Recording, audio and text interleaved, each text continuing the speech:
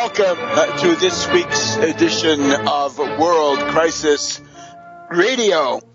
This is Webster Tarpley reporting to you from Washington, D.C. We're recording on the afternoon of Friday, the 25th of September. Now, we've just had another coup d'etat here in Washington, D.C. We have them all the time. We had one by the late unlamented Allen at the end of July, and now we got another one. It's the fall of John Boehner, the famous weeper. You saw him weeping behind the Pope. An old reactionary has now been forced out by a group of fascist young Turks, that is to say the Freedom Caucus. So that's the end of Boehner, and the question is now, will that be enough for those young Turks in the Freedom Caucus, so to speak, or will they demand more? Will they insist on shutting down the United States government and maybe bankrupting the United States? Just the kind of people we need to put into government. Absolute lunatics, people who ought to be put into straitjackets for their own good, and nevertheless they have the voice in running the country. And I turn to the Democrats and say, how could you have allowed this to happen? I was doing that last weekend at a local Democratic Party picnic, trying to get some sense out of Congressman Delaney here in the Maryland suburbs, and also a guy by the name of Raskin, who's running to replace him. And I guess that's the family associated with the Institute for Policy Studies. So all of these issues crowding ahead. We want to talk, first of all, about the fall of Allen.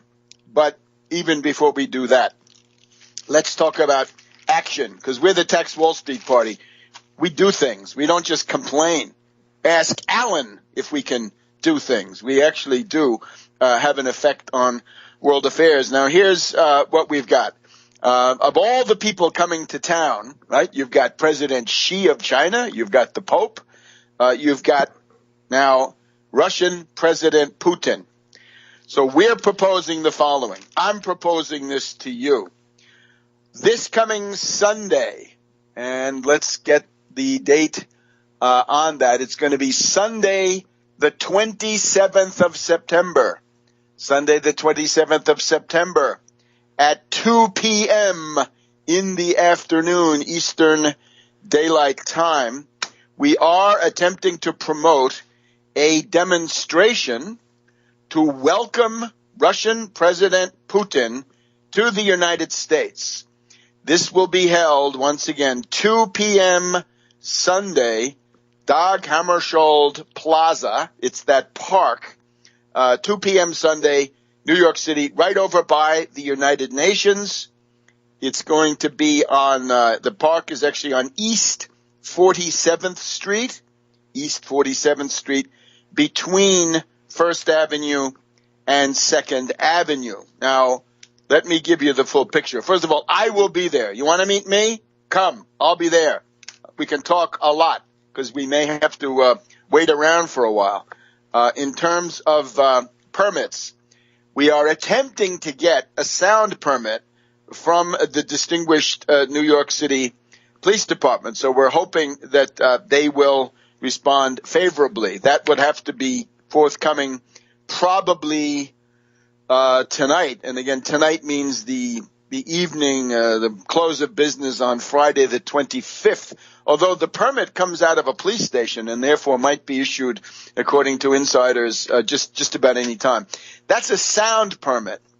That's only for sound. In other words, they have this crazy setup in New York where you cannot have amplification equipment. You can't have your bullhorn or your other amplification stuff. So that's what we're trying to get a permit for. But quite independent of that, it looks like we have every reason to be able to go to Hammarskjold Plaza with a big banner that's going to say, "Welcome Putin, the peacemaker," the rather small. And it will be the Tax Wall Street Party and the United Front Against Austerity. We do this, of course, because other people are going to obviously have people out to welcome them In particular, His Holiness the Pope gets a big crowd just about automatically everywhere he goes. But we also have a point of view, which is that the U.S.-Russian relationship is the most important single one in the world. We must have good, friendly, cooperative relations with the Russian Federation. This is an imperative of U.S. national interest, and anyone who doesn't see that is a fool who should be ejected from government, the State Department, or whatever other bureaucracy it is, the White House in particular. The U.S.-Russian relationship is at the heart of everything. If you have this functioning on a harmonious basis, the United States can bring along the British and the French, Russia can bring along China, and you can get something done. Do what? Well, of course, we're interested in stopping the civil war in Syria. We don't want the destabilization of Syria.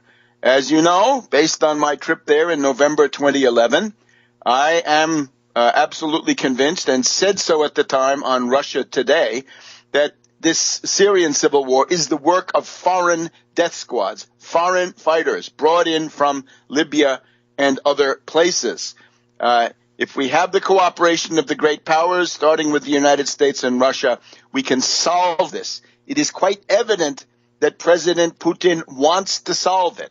He does not want to have to deal with Islamist crazies in Ukraine or with the cooperation of Ukraine operating, let's say, in Crimea, in that, of course, Russian territory, been Russian for these many centuries, not time to tamper or meddle with that. So Putin and the Kremlin are interested in solving this question of ISIS. They want to destroy ISIS. They want to do what the United States government claims it also wants to do. So therefore, welcome to Putin, the peacemaker. Welcome Putin, the peacemaker, thanks to Tax Wall Street Party and United Front Against Austerity. So please join me. I'll be there. Come on down. It's going to be, we'll check the weather forecast sometime during the show, but it's that wonderful time of early autumn. Manhattan is at its best. This is the time to come. If you can get yourself there, do it. Once again, Dag Hammarskjold Plaza on East 47th Street, and it's between 1st Avenue and 2nd Avenue. It's right within sight of the United Nations Secretariat building. It's a little bit north of some of the other UN entrances, but there it is. 2 p.m. on Sunday, the 27th of September, and we'll have a very nice time. I'm sure we'll be able to do all kinds of discussions and other things. So there it is. You should also watch Webster G. Tarpley Twitter feed, and we can give you some more information and some more instructions about how to get there, whatever. You obviously want to bring some good signs. We could say, stop ISIS, down with ISIS. U.S. and Russia can smash ISIS in short order. I'm sure we can. Welcome Putin. Thanks for saving us from a general war two years ago. And, of course, if you're a regular listener, you have a wealth of material. Maybe I'll put out some alternative signs. So we'll be back in just a minute here on World Crisis Radio. Welcome back to World Crisis Radio. So the World Historical Individuals will be gathering over on the east side, Turtle Bay, I think it's called. That's going to be on Sunday, the 27th of September, 2 p.m. in the afternoon, Dag Hammarskjold Plaza, East 47th Street, right by the United Nations, between 1st and 2nd Avenue. I will be there. I'll be glad to greet you. Together we can do something important. It is not clear to us whether there is any other pro-Putin demonstration. If there is, of course, we would try to cooperate with them. We can be sure that there'll be a lot of anti-Putin. So we will be asserting free speech and trying to show that not everybody in America is crazy. Not everybody in America has bought into the lunatic State Department line of people like Samantha Power and Victoria Nuland and the rest of them, those crackpot lunatic warmongers that have been oppressing us. So we'll have more about that perhaps by the end of the show. But remember, Webster G. Tarpley Twitter, Webster G. Tarpley Twitter. Look there, and you can also, we may be able to get something up on the tarpley.net when we find out exactly any further details. So now, we want to say something about the fall of ISIS czar Alan. Well, even before that, one of the things that is going to take place is finally a meeting of Obama and Putin. So dropping the absurd and childish behavior of the State Department, those people, the mad dogs in striped pants, stomping their feet. There will be an Obama-Putin summit on the edges of that meeting. It should be a well-developed meeting. Victoria Nuland should not be there. Samantha Power should not be there. Kerry, if he goes, should be on his best behavior. He should leave his skull and bones hat at home and be the Secretary of State of the United States. So we got to cultivate that U.S.-Russia bilateral relation, which is the most important in the world. Now, it's clear that there's a lot of pressure coming from Europe. Madame Merkel has said once again that Russia's contribution to solving the Syrian crisis is indispensable. I'm actually thinking Merkel said that, and we reported it in our daily briefing, which you can get at tarpley.net. Subscribe for free. Get it in your inbox just about every morning. Merkel had said on the 11th and 12th of September, the contribution of Russia is indispensable. Now she's hit with the Volkswagen scandal. Do we smell a fault? Do we see retaliation in this scandal coming out of the United States and unleashed just as she says that Russia is indispensable? Hey, when Hollande said that the sanctions against Russia had to end back in January, what happened in a couple of days? Charlie Hebdo. Well, we have to keep our eyes open. Obviously, the terrorist training operation, the moderate terrorists, the pro-U.S. terrorists that Allen wanted to train, that is obviously a fiasco. That is the world is laughing. The chickens in barnyards, in mud hut villages around the world are laughing at Allen, even as he falls. We have General Dempsey of the Joint Chiefs of Staff saying that the struggle against ISIS is a stalemate. How can that be? The United States Air Force and U.S. Naval Aviation together have enough power to clobber this terrorist rabble. They couldn't stand up for 2 weeks against a systematic attack. Then there's also the question, close the Turkish border. I'm restraining myself from throwing in some spicy expletives in there. Close the Turkish border. We have a report this week that Turkey may be attempting to develop a nuclear weapon. Won't that be a fine kick in the face for the State Department after all of their brouhaha about Iran and all the inflammatory propaganda? It's going to turn out that Turkey is making strides with 7 league boots to get a nuclear weapon. That's the typical treachery you can expect from Erdogan. Why is he still in NATO? Why does he still influence U.S. policy? Of course, his man, Allen, is no longer with us. So we don't believe that there can really be a military stalemate. That is a stalemate of phony war and appeasement imposed by the Allen faction. And, of course, what I mean by that is the Petraeus-Allen faction with other people in it. And we're learning more about who's with them and who's against them as time goes on. Lloyd Austin, the CENTCOM commander, not with them. Looks like Breedlove, the NATO commander, is with them. So it's one of those things, right? 7 days in May, there's a pool, the Preakness pool. What's it going to be? Which side are you on? Now, the pressure is growing to lift sanctions. Let's lift sanctions on Syria, says half of Europe at this point. All right? France, Germany, Austria, Spain, Italy. How about lifting sanctions on Iran? Well, that's supposedly going on. So there's something positive. How about lifting sanctions on Russia to get this absurd question out of the way? And really, do we have to make the fascist clique in Kiev the arbiters of American foreign policy? This is absolutely crazy. I'm happy to see Obama finally negotiating.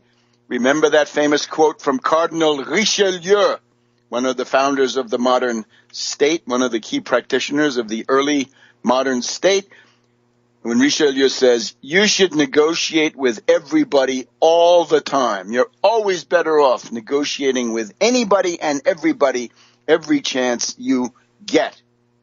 Now let's look at Allen. Allen is out as of early this week. He's announced it. However, he's still in power. He's still carrying out his functions until sometime in November. This is unacceptable. We want him out now. Don't let Allen into that meeting with Putin and Obama. Not Victoria Nuland, not Samantha Power, her loopiness, and not the ISIS czar Allen, and not his pal Petraeus either, if he should try to drop by as a consultant. Now, we claim major credit for this. The Tax Wall Street Party and the United Front Against Austerity. We decided at the end of July that Allen had gone too far when he pulled that coup d'etat, that putsch, when Obama went out of town to Africa, and Allen then got on the phone with Erdogan and announced a no-fly zone and an air exclusion and a safe haven for terrorists in northern Syria. That was too much. So we said, look, we are going to have to fight it out on this line if it takes all summer. And lo and behold, just about the last full day of summer, we got the news that Allen was out. So the Tax Wall Street Party contributed mightily. A couple of more words about this in a minute. Okay, another segment of World Crisis Radio. Tarpley here in Washington, D.C., inviting everybody, come to the Hammarskjold Plaza near the United Nations, 2 p.m., Sunday, the 27th of September. Welcome Putin, the peacemaker. This is a chance for anybody to get on the world historical scoreboard just by waltzing over to the east side there in Midtown, the Turtle Bay area, at a very nice season of the year. Take a stroll over there, join us, add your voice. Now, of course, what's going to happen is Putin's coming to town with the offer from the Collective Security Treaty Organization to deploy peacemaking and peacekeeping forces. In other words, military muscle to clobber ISIS, to shut them down, to destroy them. This is not a great puzzle how to do this. U.S. knows how to do it. Russia knows how to do it. I'm sure others would too. Even France and Britain could do it, but they don't want to. The Russians want to. So if you're concerned with the defense of civilization, it just so happens that that banner is being carried by Putin right now. And that is a tremendous merit. I also want to stress, Putin is a benefactor of the American people. He saved us from a useless, catastrophic war 2 years ago over that Ghouta chemical fraud. That chemical weapon stuff was delivered by Saudi Arabia and Turkey. Those guys, they did it. And the U.S. almost was stampeded into war because of our weak schlemiel leadership who have no backbone and no brains. And it took the best efforts of Putin and Lavrov to present it. So you can come and say thank you. I would like to say thank you to a benefactor of the American people, more so than most of our own elected officials. So what did we do with Allen?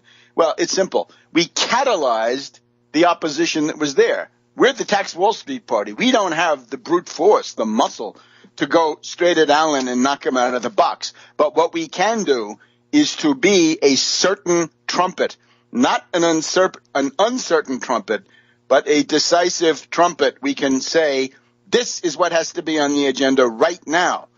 And the world is a lot safer now that Allen has been at least hopefully put into suspended animation as far as his powers in office are concerned. We want to thank Thierry Masson and the Voltaire Network, Réseau Voltaire, of France for their and worldwide, of course. We'd like to thank them for their help in this. Right, they were the principal group that also participated. So hats off to them. So that was a world historical exercise. If you took part in it, congratulations to you also. Thanks and congratulations to our members, Tax Wall Street Party, United Front Against Austerity. For you vermin out there who tried to sabotage it, well, shame on you. Your names live in opprobrium. Your names will stink for 5,000 years, whereas those of the people who joined in this campaign will be fragrant for 10,000 years. Now, therefore, a vanguard organization, the Tax Wall Street Party, centralized and disciplined, put out a message. We hammered on it. Out of probably 60 briefings during the summer months, probably 50 of them had "Fire Allen for ISIS" in the headline or otherwise in the articles.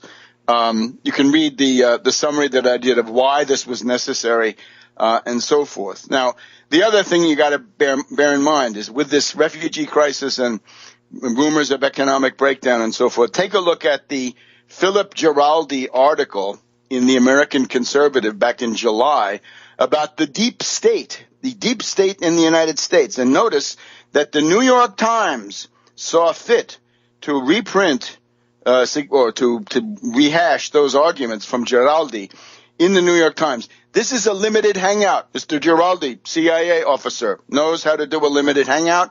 He did a very good job on this. He talks about the existence of a deep state. Yeah, there is one. Invisible government, parallel government, secret government, rogue network is the best one in my parlance. You want to read about it, take a look at my book, 9/11 Synthetic Terror, from the battleship Maine to the 1933 attempt to assassinate Roosevelt, other such attempts, the death of Roosevelt in 1945, the Kennedy assassination, Iran-Contra, Bay of Pigs, Gulf of Tonkin, 9/11. That's the rogue network. So what they have here between Giraldi and the New York Times, that's a limited hangout. However, interesting thing, both articles, what name comes up?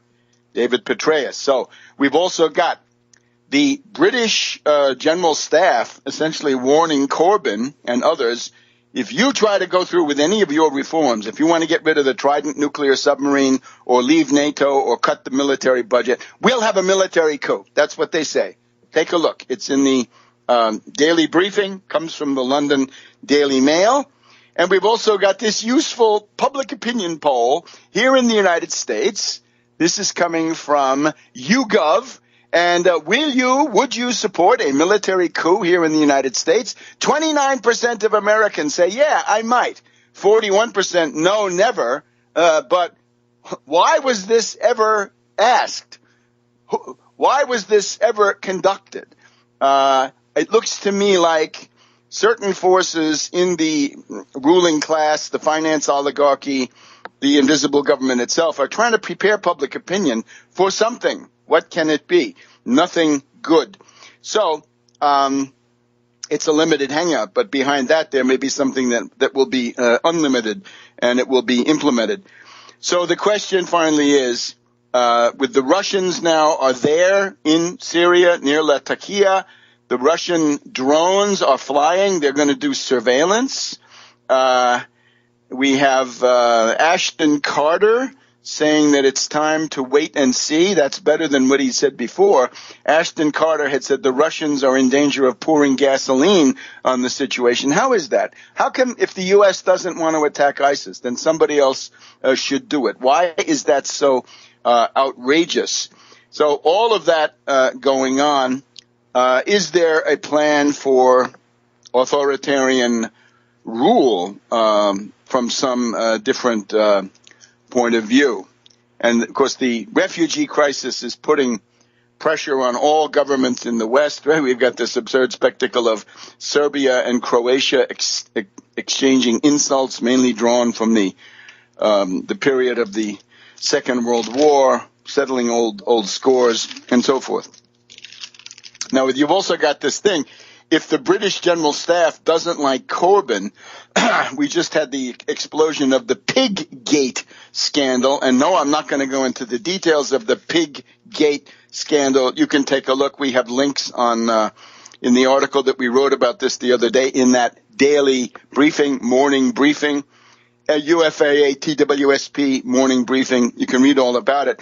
But that makes it more likely that Corbyn and the Tories might be out, and therefore that Corbyn might be in, and that would then activate the threat coming from the British General Staff. So Colonel Blimp is up in arms, and they tried something like this back in, 1974, I believe, at Heathrow Airport. There was a kind of a pre-coup deployment. Anyway, governments all over the world are on a shaky foundation, and it means that citizens have got to step up to the plate. Not even citizens, but any person of goodwill is highly welcome. Now, Boehner quitting.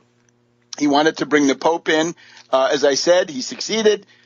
This is a reactionary that has been overtaken by fascists. He told Politico a little while ago, if you're a garbage man, you get used to the smell of garbage. If you're in jail, you get used to being a prisoner. You get used to anything. So goodbye to Boehner. He was, of course, again, a reactionary. He was an enemy of all positive values, but there were certain limits, whereas with this Freedom Caucus, there are no limits whatsoever. So now, are we going to get a government shutdown on October 1st? Are we going to default? Has it been averted?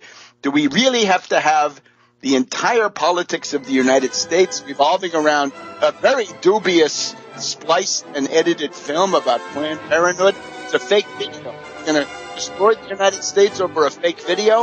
Apparently, lunatics say so. Those are the right-wing Marxists. Welcome back to World Crisis Radio. Webster Tarpley here in Washington. That quote I gave you at the end of the last segment, the right-wing Marxists, this comes from Republican Chairman of the House Intelligence Committee, Devin Nunes, who said the right-wing Marxists have teamed up with Pelosi.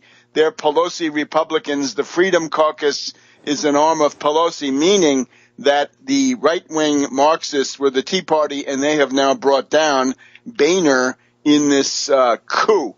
But now we have to move on to Greece, where it looks like there is a new government as a result of these elections.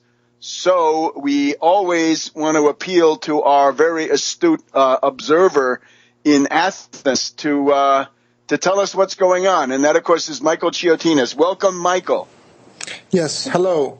The new government, the result was that, first of all, the independent Greeks, the former Syriza coalition partner, is in parliament and has formed a government with Syriza. I don't know for how long, but this is what it is. So he for the time, he doesn't have to form a government with Topotami, this river party, or anyone else. But we'll see about what happens if the bailout starts to get implemented. But the new government is mostly personnel from the old socialists.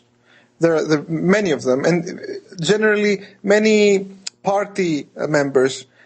People who don't have the ability to do the job, but mainly people that to whom the party owes favors. You know, this is not very hopeful. It's not bad, but it's sounds like apparatchiki, huh? Apparatchiki bureaucrats, hacks. Yes, but the main thing here is the political point. Is that we see a consolidation of this TINA doctrine. What I warned against before the election, we have the consolidation of the there is no alternative doctrine. The election result seems to reflect an image of a people convinced that there really is no alternative. Popular Unity, this pro-Brexit left party, got 2.9%, 2.9, some 7,000 votes short of the 3% threshold to enter parliament. The only anti-bailout, anti-austerity parties in parliament right now are the hard isolationists, the Communist Party, the KKE, with 5.5% and 15 seats, and the Golden Dawn, Nazis, with 7% and 18 seats. In particular, the Nazis came third behind Syriza and the conservatives of the New Democracy. This is a political disaster, let alone an economic and social one. This is a political disaster. I don't want to get into the business of judging intentions, but Tsipras acted in effect as a political hitman here. He carried people's hopes through a rough and agonizing 6-month period when he formed the first government, even won a referendum, giving him the mandate to say no to blackmails, and then smashed these hopes to pieces. He signed the third bailout, legitimizing, that's the worst thing, he legitimized the previous two bailouts, and then with an express election, before implementing new harsh austerity, before people have a chance to feel its effect on their lives, right after the summer holidays, and this is significant, he went and stole the popular vote. The resulting parliament is pretty much like the old one, like the one we started with. The only difference is that he kicked out of the parliament every Syriza MP who voted no to the bailout. This is the effect. These were the only people with an actual realistic government program besides capitulation and more austerity. The Greek elections of September 20th took place so that the no vote of 62% of the Greek people is evicted from parliament. Now, what I warned against right before the election, the Weimar Germany analogy, is in full development. Naturally, we had a record rate of abstention. 45% of the people didn't bother to go and vote. This may seem normal for an American, but we're talking about Greece, where abstention was in older times was under 10%, and was 2004 election it was 24%. And this time around 45%. This is huge, and the absent were primarily discouraged voters who see no point in elections, see no point in politics, because if there's no alternative, what's the point in politics? Most of these people, according to statistics, are people in poor neighborhoods of the capital, Athens. Apparently, and that's what we should be worried about, they place themselves against the political system. Indeed, a recent Eurobarometer poll showed that in Greece, 91% of the people don't trust political parties. In other words, they differentiate themselves in relation to the political system. The September 15 Greek elections were held under haste, so that society doesn't have the chance to see the effect of the bailout deal. They were held under wide disappointment, confusion, serious abstention. But the main point and the main problem was that there were elections held under a climate of the fear for the unknown. There was hard polarization. Left-wing voters were being blackmailed with the return of the same old corrupt political elites and decadent politicians. They didn't want this, and the polls, as we reported last week, showed a tie between the first two parties, and whoever comes first governs, because there's this 50-seat bonus, if you remember, right, to the winner under current electoral law. Some people really believe that maybe Tsipras could bring something new, and they don't see an alternative. They didn't have the time to see an alternative. This Popular Unity Party had an age of 28 days. So, Michael, let me ask you a question now. From my point of view, as I think you know, the big question here is Greece alone against 18 countries in the euro is a kamikaze mission, and it always was. Greece against 29 countries in the European Union is even worse. Do we have anybody, even editorial writers, even scholars, who have this idea that you're going to have an alliance of governments and work towards that, and you probably need an alliance of parties? In other words, a Syriza International or something like that, an anti-austerity, anti-Draghi, anti-European Central Bank. Has anybody figured out where they went wrong? Because in my view, that's where they went wrong. And by the time you got to the end of it, there was no alternative because they had failed to create it. And that would have meant going beyond this, what I can only call chauvinism. And it was the idea that a tiny country can put itself against these huge conglomerates. Maybe you're right, but as I see it, the game is not state against country, state against state. The euro is not a tool of political domination, country to country. It's a social model. It's imposing a social model, a model for society. But in other words, a united front of countries and or parties, hopefully both, that would oppose that model and would propose something different, and that would have to be attractive to, French voters, Italian voters, and maybe even some German voters as time goes on. Maybe, but there is no time for this. I don't think there's time for this. And the idea that politics is they're going to kick you out politically, I think this is wrong. Okay, see you next week, Michael. See you next week. Bye-bye. Thank you. And we'll be back in a minute. Welcome back to World Crisis Radio. It's our second hour. This is Webster Tarpley here in Washington, D.C. Now remember, the World Historical People will be gathering in New York City on Sunday, the 27th of September, 2 p.m. in the afternoon, Eastern Daylight Time. Dag Hammarskjold Plaza, that is to say, East 47th Street by the United Nations, the Secretariat building in sight, at least at one end of the park, as I recall. And you're going to be between First Avenue and Second Avenue. Lots of subway stops in the area. It's Midtown. This is sort of East Midtown, Turtle Bay, what have you. Welcome to Putin, the peacemaker, to stand up for dignity, historical continuity. If you want to thank the Russian people for their contribution to World War II, which was the decisive one. If you want to thank them for their contribution to saving the Union, the greatest friend Abraham Lincoln ever had, Tsar Alexander II of Russia. Then there are other examples.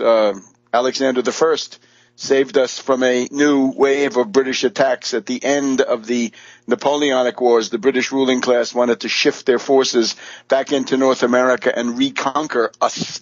And they were prevented by Tsar Alexander I, who said, don't do that. And his armies were in Paris, and they might have been in London before anybody knew it. So, thank you to Russia and to Putin as a peacemaker. And he's trying to do a peacemaking operation now against ISIS. The problem with ISIS is you've got to clobber them before you can make peace. But that's eventually the goal is a political solution for Syria. So kick out those State Department lunatics, and thank you to Putin. So I'll be there. I look forward to meeting you, greeting you. 2 p.m. Sunday, Dag Hammarskjold Plaza, New York City, 27th of September. Now, let's, I think we want to mention again that the right-wing Marxists comes from Congressman Nunes of California. He's a Republican, head of the House Intelligence Committee. He's a friend of Boehner, and he says the Tea Party, the Freedom Caucus, are right-wing Marxists. The right-wing Marxists are running wild on Capitol Hill. We here are neither Marxist nor right-wing. We want to say something, some condolences for the victims of this terrible event which has taken place in Saudi Arabia at Mecca, the stampede. You'll remember a week ago it was the collapse of a construction crane of the Saudi bin Laden company. You heard right. That's the bin Laden family firm. This guy was the black sheep, but the other ones are still in charge. They were the ones who were spirited out of the U.S. after 9/11. This is the Saudi bin Laden company. Crane fell. That killed about 110 people. But this time it's much worse. It's one of these stampedes that take place, unfortunately, with disturbing regularity. The Saudi royals are absolutely incompetent. They have no crowd control. They do not distribute police and troops or militia in any recognizable way. There's no infrastructure. There's no guidance. And this happens repeatedly. In 1990, it was the death of over 1,400 pilgrims in a stampede. In 1994, it was 270 pilgrims at the stoning of the Devil Point on the pilgrimage. In 1998, 120 trampled to death. 2001, 35 trampled to death. 2003, 14 dead. February 2004, 251 pilgrims killed. 2006, it was 346 killed. And this time, the low figure from Agence France Presse is 700 dead. Consensus figure seems to be 1,300. Press TV is estimating 2,000 dead. If you want to hear my views about this in general, please look at tarpley.net. You will see there an interview which I was able to do with Press TV this morning with another gentleman on the line and an expert precisely on this stuff. So that's it. And this, I haven't talked about the fires, right? The Saudis were happy to give you tents that were flammable. 343 pilgrims killed in 1997 because the tents were not yet fireproof. 2 dead in 2011 in a fire. So what kind of an administration is this? Well, it's the administration of the Saudi royal family, this congeries of 2,000 or 3,000 people with profound cognitive problems, an absolute monarchy worse than anything Europe has ever seen, I think, maybe since Nero. But that's the idea. The fingers are being pointed at Prince Salman for going by with his huge motorcade with a couple of hundred cops and a couple of hundred police and, army guys going by. The Saudi health minister should have resigned, but he had the gall to come out and start blaming people from Chad, people from other black African countries. Niger and Chad were the ones he focused on. Some people from Pakistan killed, from Iran, from Morocco. Our condolences. But the question is the accountability. Does this health minister resign? Will he be arrested? Will he be put on trial?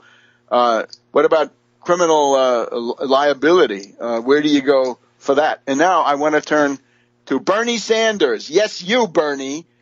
You are on record, and the articles are all over Counterpunch. Bernie, you say you want the Saudis to run the Middle East. You want the Saudis to take over these other countries and impose something or other. You don't say what. Well, Bernie, now in the light of these tragic events with all those dead, did we learn anything from this? I say it shows that the benighted, backward, absolute monarchy of Saudi Arabia is an abomination in the eyes of modern civilization, and their power should dwindle. It should not increase. They've got quite enough territory under their administration. Thank you very much. So, Bernie, tell us, are you going to speak out against the Saudis ever? And I therefore turn also to Democrats. Haven't you learned anything? If a Democrat won't come out and make formal peace pledges and rule out loudly, repeatedly, categorically certain kinds of warmonger behavior, you're going to get a warmonger. You're lucky with Obama. It ended with Libya more or less in that sense, partially because he was confronted by forces that he didn't want to mess with. And let's also not forget Yemen. President Hadi of Yemen, right, the Saudi puppet, the bloody-handed butcher working for the Saudis. He had been holed up taking refuge in Saudi Arabia because he couldn't stay in his own country because of his crimes. He's now back in Yemen, and he now says the end of the Houthis is coming soon. The Houthis will be eliminated, liquidated, kill them all. That's what he's saying. So, Bernie, let's hear what you have to say about this. And I'm also wondering, given the fact that so many of these people were from Niger and Chad, Black Lives Matter. Do you have anything to say about this? Do you have a foreign policy over at Black Lives Matter? I would hope you would. I think it would be high time to condemn the Saudi government, right? And if you're worried about the establishment of the Democratic Party, and you're right to be worried, this is a way to to point this out.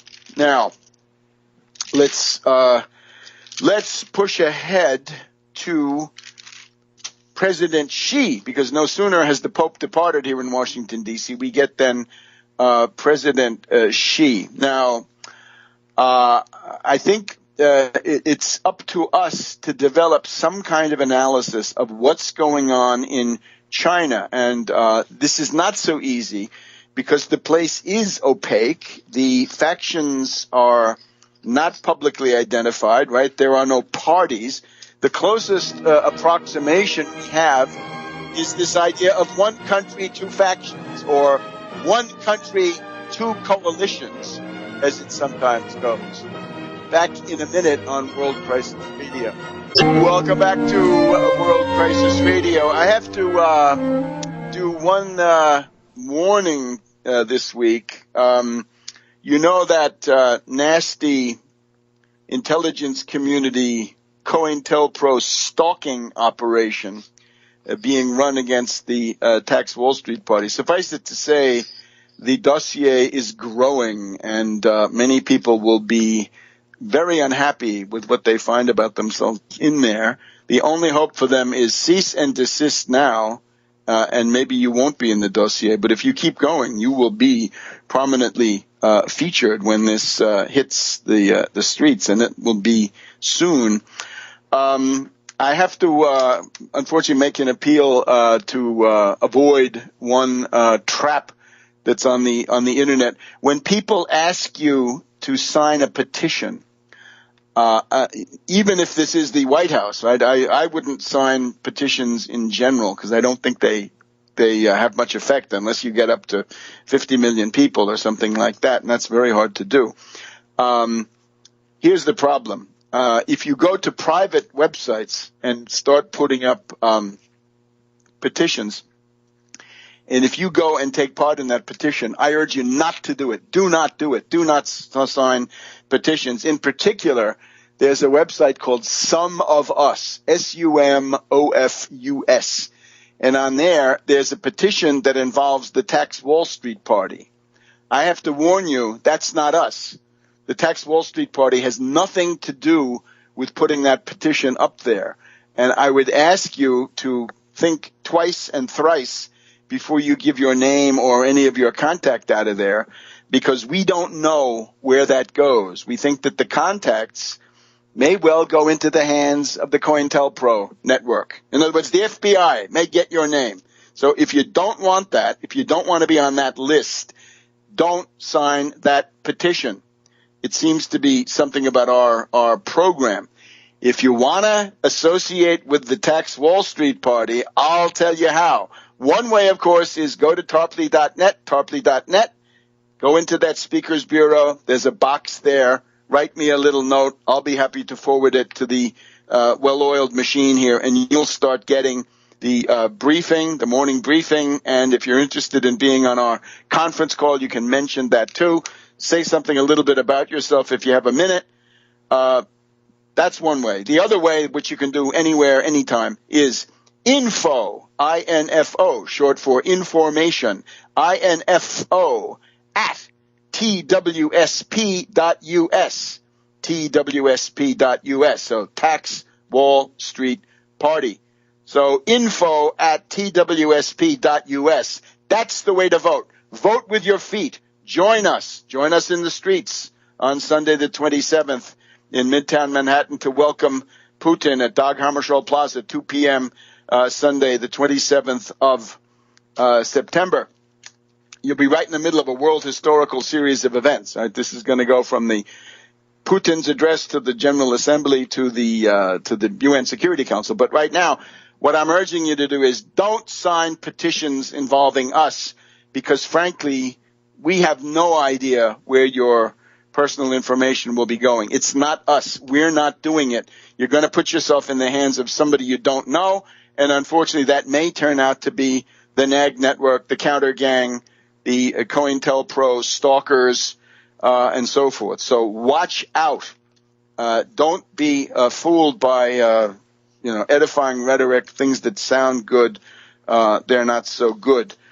So I forgot to mention now on the question of the Hajj, the proposal is coming from a number of countries that Saudi Arabia is obviously incompetent, whatever Bernie Sanders thinks.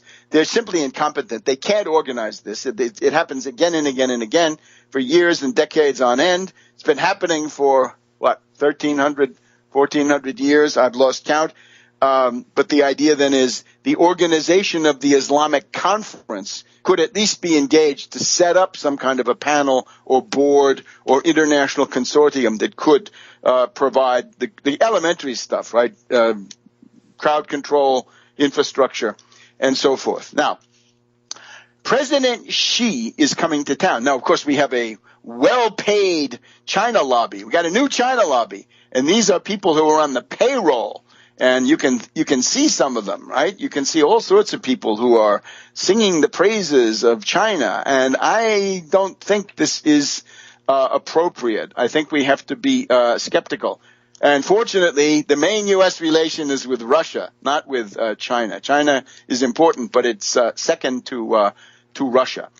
Now, President Xi is he's a super duper, I would call him. He comes to town and he says, guess what? I'm going to crack down on cyber hacking.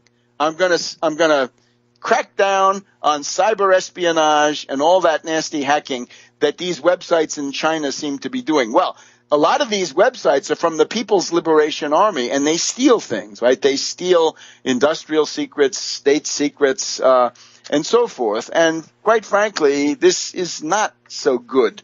Now, I realize those nasty neocons have gotten them riled up, but still, we have to deal with reality as it is today. And it's also those neocons, by the way, who have driven Russia so far into the hands of China that I think some Russians may have some second thoughts. Anyway, however that may be, we need good relations with Russia. Now, with China, it's going to take some work. If you're going to stop the hackers, good. Now, the other one from Xi is he says he's going to implement a cap-and-trade system for carbon emissions.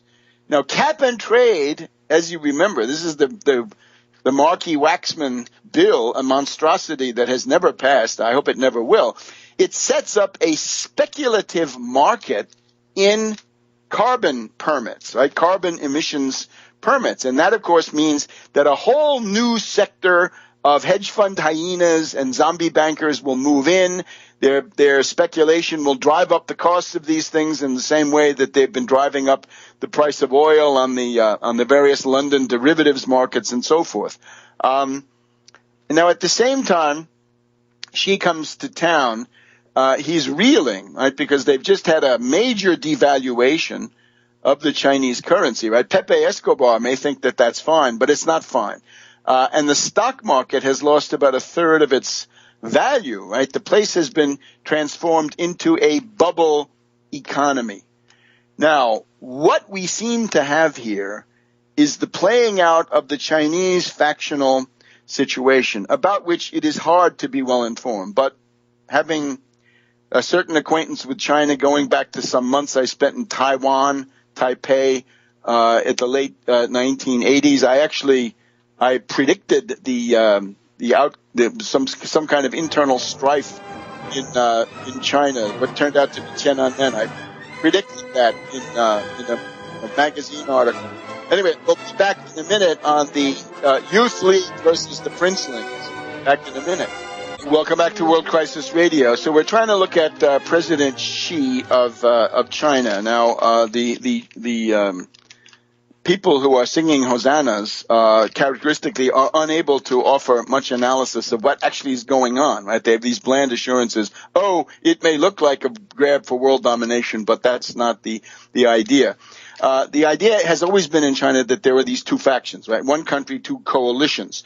So we have the populist or youth league faction. This would be the outgoing president who left office a couple of years ago, President Hu Jintao, and Prime Minister Wen Jiabao. So they were putatively from the Youth League, and they count as the populists. They're interested in things like affordable housing, health care, actual reduction of air pollution in the sense of the air situation. They're interested in the situation of farmers, the several hundred million people primarily in the interior of China, right? The poor peasants and poor workers who still are this island of really stubborn poverty in the middle. So that's the populists or the Youth League, because for many years they came out of the Youth League. And once again, that would be Hu Yaobang, the guy, when he died, that set off Tiananmen, right? Hu Jintao, recent president, Wen Jiabao. I think Wen was the guy who did such a great job at the Copenhagen meeting by confounding the Westerners. So those would be the populists. Now, you've also got then the elitists. The elitists, including the princelings. And who's a princeling? Well, Xi is a princeling. These are nepotists. They are mediocrities. They have inherited their posts from their more active and more capable ancestors. The princelings. So they're all sons and daughters primarily of revolutionary era people, generals in the People's Liberation Army, friends of Mao, friends of Chu Enlai, and so forth. The princelings. And of course, you can have princelings also among the populists. I should have mentioned, right? Bo Xilai, the boss of Chongqing in the center of China. Now, that was a populist. He's a princeling too. He's the son of Bo Yibo. Bo Yibo was in the Politburo, right? So, these guys are the princelings among the populace. In other words, the whole top layer is princeling. So it's kind of a nepotistic oligarchy on both sides, but there are differences. Jiang Zemin is the Shanghai mafia, the coast, the people who are wealthy. Those are the elitists. So the idea with the elitists is they're concerned with foreign investment, foreign contacts. They're interested in the private sector. They're interested in market reforms. They're neoliberal, but neoliberal with a difference, right? They're a very interesting academic study that I've found writes about state neoliberalism. So it's neoliberalism, but étatique. It's state-oriented neoliberalism. Now, the problem that they have is that there's no legitimacy except the rising standard of living. And when the stock market begins to crash, they get into big trouble, because what then is the legitimacy? Nobody believes in Leninism. Nobody says we got to avoid the capitalist road. They're way down the capitalist road.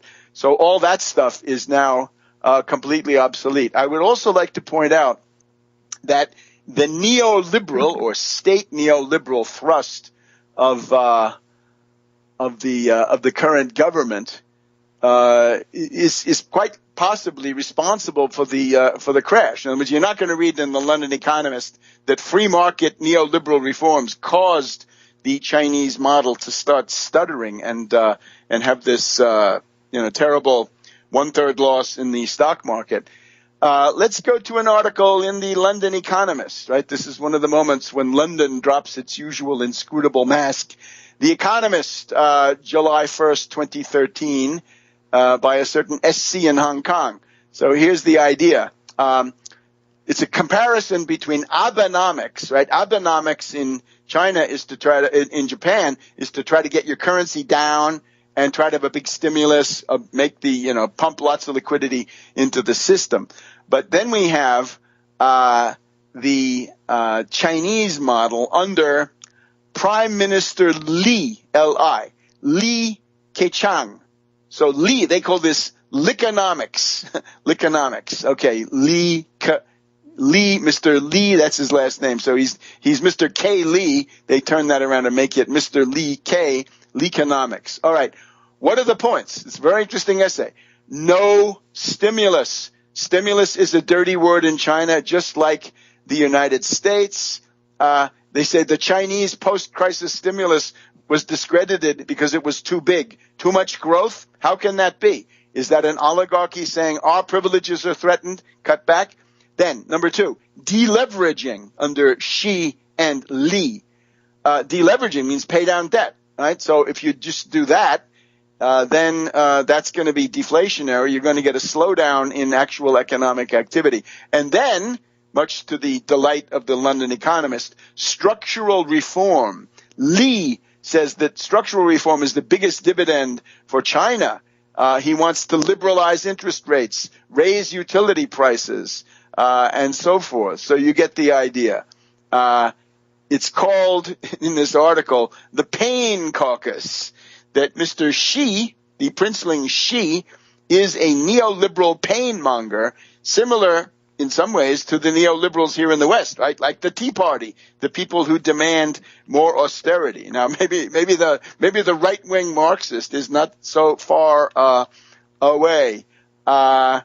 You got to have stimulus. In other words, in a dirigistic system like China, which works well if you understand what it is, it's based on the Taiwan experience under Chiang Kai-shek. It's based on MITI, Ministry of International Trade and Industry of Japan. It is dirigistic, protectionistic, cameralistic even, to cite a very old word for this kind of stuff. Right? This is like sort of Leibnizian Benjamin Franklin economics. So this is now the problem. Here's who's coming to see us. Now, the problem then is that it's not a legitimate government. So what do? They stir the pot of conflict. In other words, they seek to export the tensions by, for example, building this stuff in the South China Sea. Now, you can build what you want, but when you go to the South China Sea and you say, guess what? This is now our security area. This is now Chinese waters. Well, no, you can't do that. And that's a very serious problem. I'm thinking there's a very interesting passage from General de Gaulle of France when he says, why is it that the Soviets are always so turbulent and making trouble? Well, it's because they don't have that much legitimacy on the home front. And I'm afraid we see the same thing here.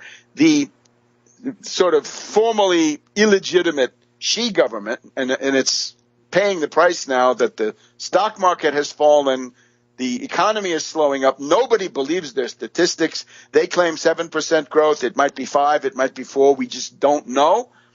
So what do they do to compensate?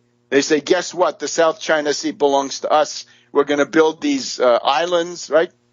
That's nothing so special, right? Lots of Western countries have built islands for oil drilling purposes and stuff like that, right? We built them in the Chesapeake Bay here more than 50 years ago.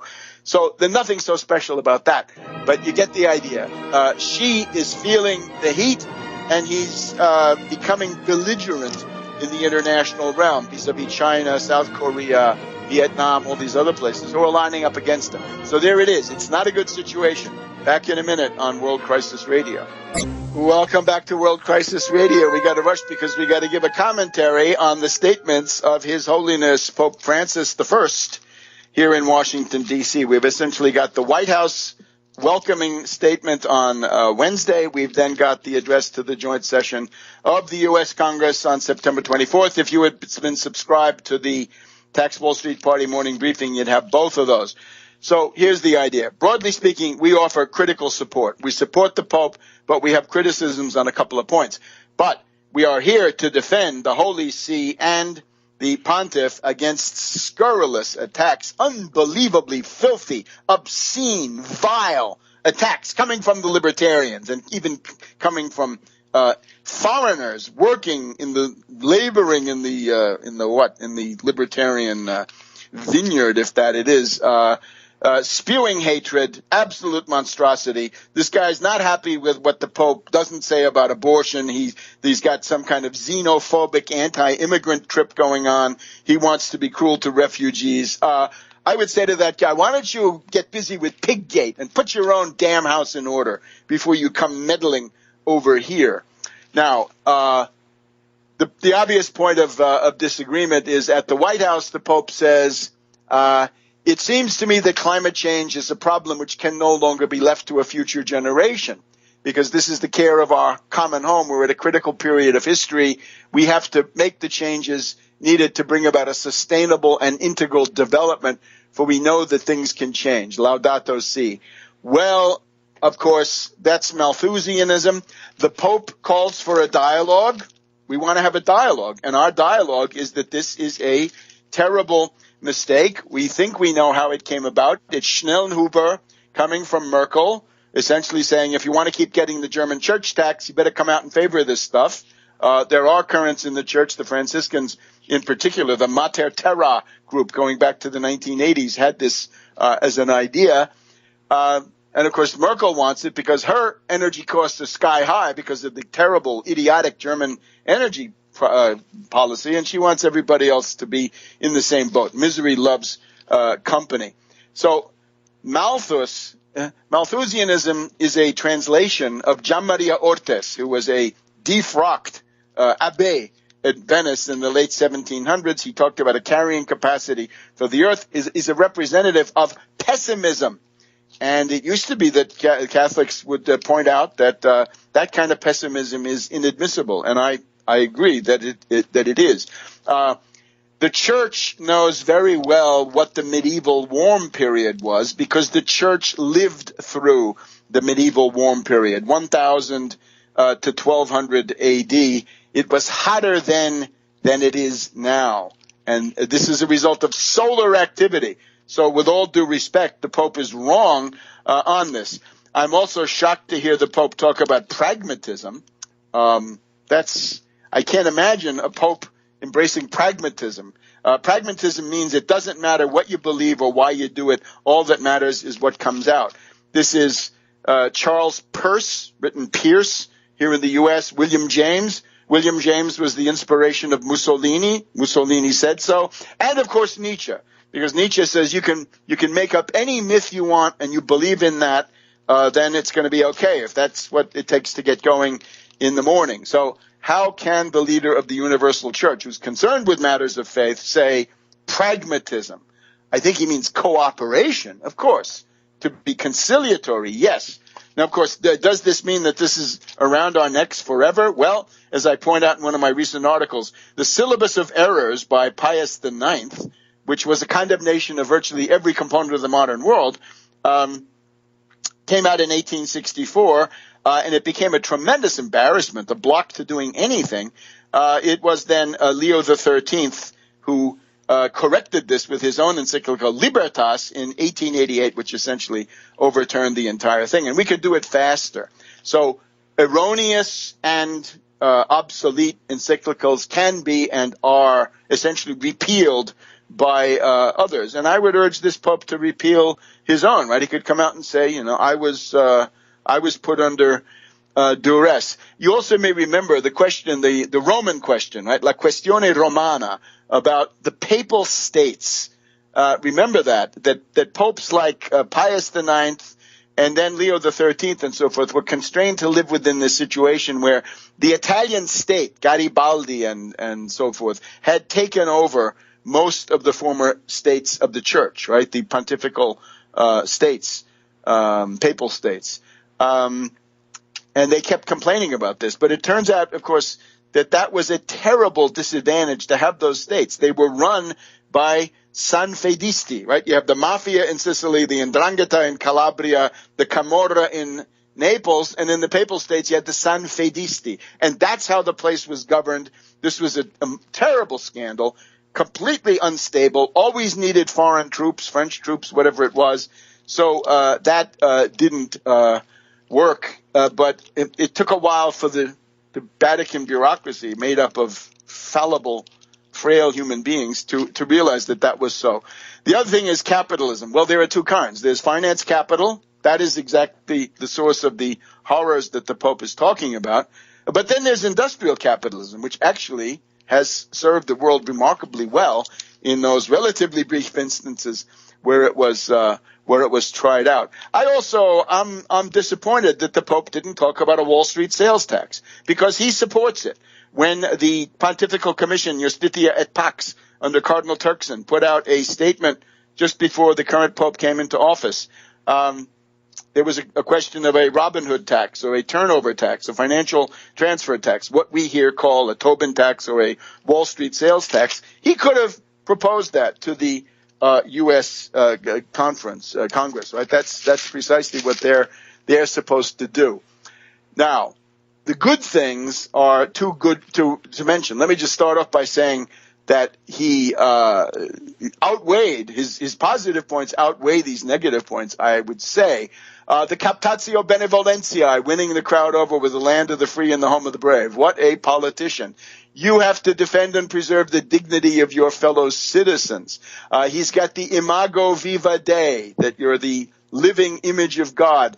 The fact of mentioning Moses is a way to assert patriarchy and authority against modern-day authoritarianism and heteronomy. He stresses that working families are the ones who build world civilization. He wants a dialogue, right? We're giving him a dialogue, pluses and minuses. Abraham Lincoln, absolutely. Martin Luther King, absolutely. Dorothy Day, a courageous choice, a woman who had abortions, considered a communist by the Republicans, and unfortunately Thomas Merton, a mystic. But then again, of course, the statements of the Vatican are, in Italian terminology, the subject of lottizzazione. The manuale Cencelli applies. So he knows that there's a large group of mystics out there, so he's got to have something for them, and there we go with Merton. Otherwise, I would urge you to study Lincoln, King, and Dorothy Day and leave this other one out. He's got This Nation Under God with a New Birth of Freedom from Lincoln. He's talking about a new dark age. He reminds us that fundamentalism in any form is bad.